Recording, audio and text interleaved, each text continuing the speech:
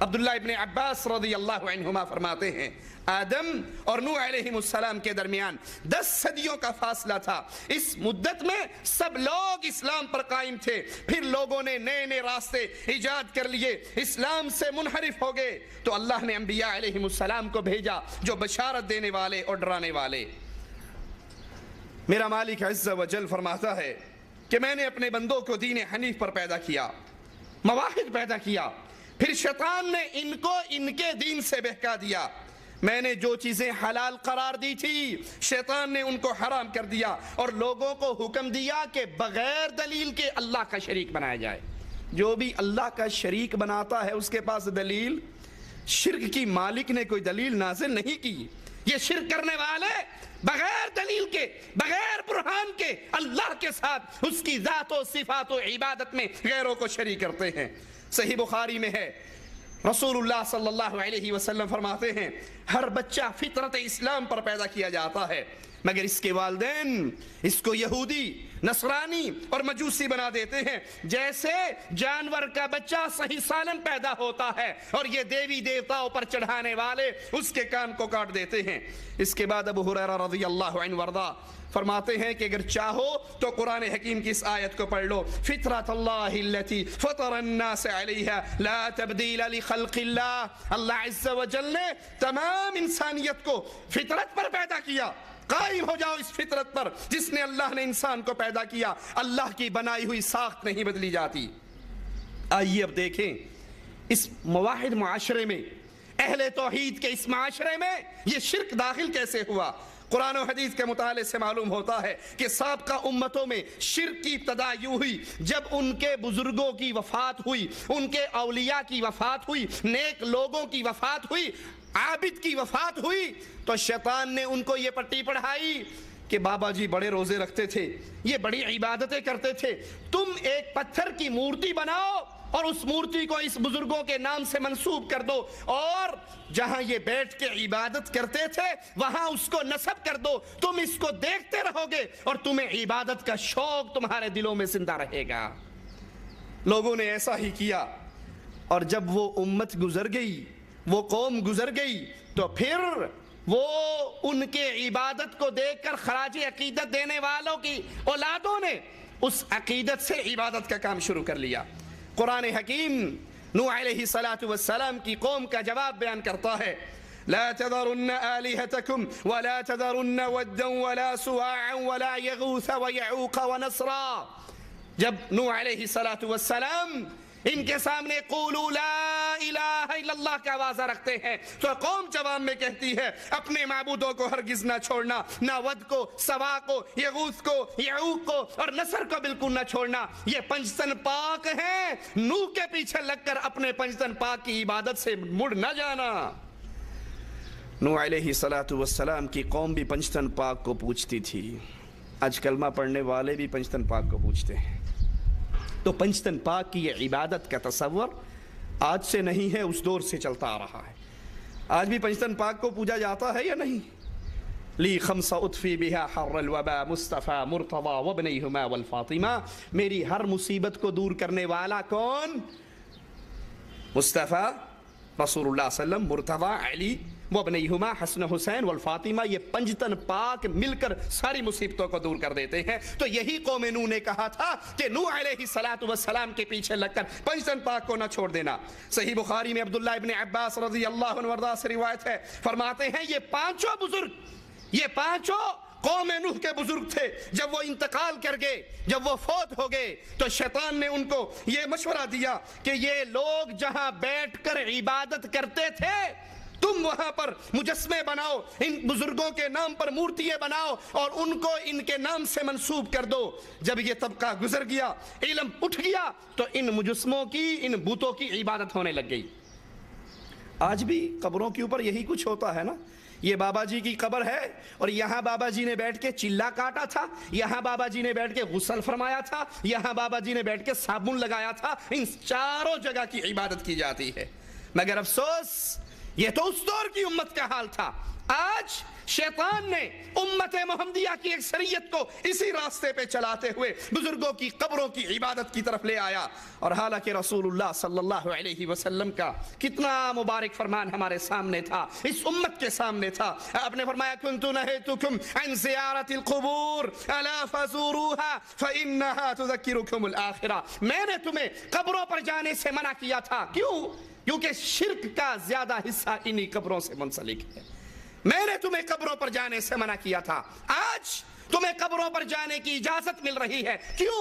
फ़इन्नहा तुज़क्किरुकुमुल आखिरा, ये तुम्हें आखिरत याद दिलवाएगा। कब्रिस्तान जाकर टूटी फूटी कब्रें देखकर, सादा और कच्ची कब्रों को देखकर तुम्हें अपनी मौत याद आएगी, तुम्हें अपनी आखिरत याद आएगी। क्या ख्याल है बाबा जी के कब्र दरबार पर जाकर ये सारा कुछ हासिल हो सकता है? कब्रिस्तान जाने का मकसद क्या था? आखिरत की याद, मौत की याद। लेकिन जब दरगाहों को देखा जाए, दरबारों को देखा जाए, तो फिर वहां पर संगे मरमर से मुज़य्यन कब्रें, वहां पर चरागा, वहां पे खुशबुएं, वहां पे कुमकुमे, वहां पे लाइटिंग, बनी और सवरी हुई औरतें, ये सारे मनादिर को देखकर किसी को मौत याद नहीं आती। इसीलिए रसूलुल्लाह सल्लल्लाहु अलैहि वसल्लम ने फरमाया, सही मुस्लिम के अंदर ये रिवायत है, अबू दाऊद में ये रिवायत है, जामे तिरमिज़ी में ये रिवायत है, नहा रसूलुल्लाह सल्लल्लाहु अलैहि वसल्लम अन युजस्ससल क़ब्र व अन युक़अद अलैहि व अन युबना अलैहि। रसूलुल्लाह सल्लल्लाहु अलैहि वसल्लम ने मना फरमाया कि कब्र को पक्का बनाया जाए। कब्र को पक्का बनाने से अल्लाह के नबी सल्लल्लाहु अलैहि वसल्लम ने मना फरमाया। और मना फरमाया अल्लाह के नबी अलैहि सलातु वस्सलाम ने कि कब्र पर बैठा जाए। मना फरमाया रसूलुल्लाह सल्लल्लाहु अलैहि वसल्लम ने कि कब्र पर इमारत खड़ी की जाए। अरे ये नबी उम्मत, ए उम्मत मोहम्मदिया, अपने रसूल के फरमान पे गौर कीजिए। पूरी उम्मत के लिए जो ला इलाहा इल्लल्लाह पढ़ के नबी की उम्मत में शामिल होता है, आपका उम्मती बनते हुए फख्र करता है, उसको पैगाम दीजिए मोहम्मद रसूलुल्लाह सल्लल्लाहु अलैहि वसल्लम का। आपने कब्र को पक्का करने से मना किया, इस पे बिल्डिंग बनाने से मना किया, इस पे बैठने से मना किया।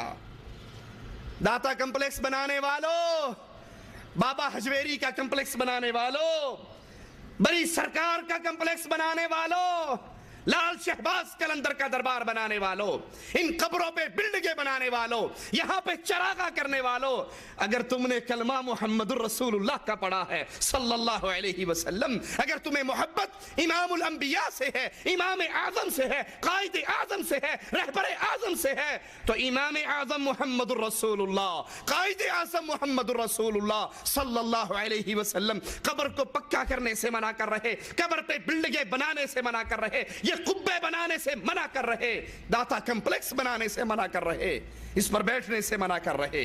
और कब्रों पर मस्जिदें बनाने वालों के बारे में अल्लाह के नबी सल्लल्लाहु अलैहि वसल्लम कितने गज़बनाक हुआ करते थे। सही बुखारी और मुस्लिम में है, लअनल्लाहुल यहूद वन नसारा। अल्लाह के नबी रहमत जो ताइफ के पत्थर खाकर भी ताइफ वालों पर बद्दुआएं और लानतें न की। कहा जिब्राइल ने इजाजत हो तो इन पहाड़ों को उठाकर ताइफ वालों को मसल दे। आपने फरमाया नहीं, अगर इन्होंने कलमा नहीं पढ़ा तो इनकी आने वाली नस्लें इंशाअल्लाह जरूर कलमा पढ़ेंगी। मुझे अल्लाह से उम्मीद है कि वो ला इलाहा इल्लल्लाह के इकरार करेंगी। पत्थर खाए लहूलुहान हो गए, उनके लिए बद्दुआ नहीं की, लानत नहीं की, लेकिन आज इमामुल अंबिया बिस्तरे मर्ग पे वफात पर करीब हो रही है वफात अल्लाह के नबी की, और आखिरी बीमारी है आपकी, मौत वाली बीमारी है। इसमें कह रहे अल्लाह तू लानत कर यहूदियों पे, अल्लाह तू लानत कर ईसाइयों पे। जुर्म क्या है इनका? इत्तखज़ू क़ुबूर अंबियाइहिम मसाजिदा। इन जालिमों ने, यहूद और नसारा ने अपने अंबिया की कब्रों पर मस्जिदें बना ली। रसूलुल्लाह सल्लल्लाहु अलैहि वसल्लम की ज़ौजा मुहतरमा, मोमिनों की माँ हज़रत आयशा रज़ियल्लाहु ताला अन्हा फरमाती हैं, अगर ये खतरा ना होता तो हम अल्लाह के नबी सल्लल्लाहु अलैहि वसल्लम की कब्र को भी बाहर बनाते, खुले मकाम पे बनाते, उसमें कोई पर्दा ना होता, आम ओपन जगह होती, लेकिन डर ये पैदा हुआ कहीं रसूलुल्लाह सल्लम की कब्र को भी मस्जिद ना बना लिया जाए। ये खतरा किससे था? नाउज़ु बिल्लाह सहाबा से तो नहीं था ना, इस दौर की तो गारंटी मेरे आका ने खुद दी थी। تابعین سے بھی نہیں تھا، اس دور کی گارنٹی بھی میرے آقا نے خود دی تھی، یہ خطرہ بعد میں آنے والوں سے تھا۔ سنائیے ان کو جو کیو ٹی وی پر آ کر کہتے ہیں امت محمدیہ میں شرک نہیں آ سکتا۔ حضرت عائشہ رضی اللہ تعالیٰ عنہ فرما رہی ہیں کہ اگر یہ ڈر نہ ہوتا کہ نبی کی قبر کو بھی مسجد بنا لیا جائے، اس پہ سجدے ہو، طواف ہو، رکوع ہو، جو کام مسجدوں میں ہوتا ہے وہ قبر پہ ہو، اگر یہ ڈر نہ ہوتا نبی کی قبر بھی کھلی جگہ پہ بنائی جاتی۔ اور ایک اور بات کہوں، اے اہل ایمان، اگر نبی کی قبر کی پوجا نہیں ہو سکتی تو دھرتی میں کسی قبر کی پوجا؟ قبروں میں سب سے مبارک قبر محمد الرسول اللہ کی، اللہ کی قسم اگر محمد کی قبر پہ سجدے نہیں ہو سکتے صلی اللہ علیہ وسلم تو لال شہباز قلندر کی قبر پہ بھی سجدے نہیں ہو سکتے۔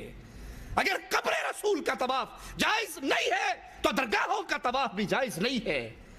اللہ کے نبی صلی اللہ علیہ وسلم، صحیح بخاری و مسلم میں یہ روایت موجود ہے، میرے آقا کے یہ الفاظ، قاتل اللہ الیہود، اللہ قتل کرے یہودیوں کو، اللہ برباد کرے یہودیوں کو۔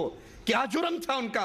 اتخذوا قبور انبیائہم مساجدا، ان ظالموں نے، اللہ کی ان پر مار ہو، انہوں نے اپنے نبیوں کی قبروں کو مسجدیں بنا لیا۔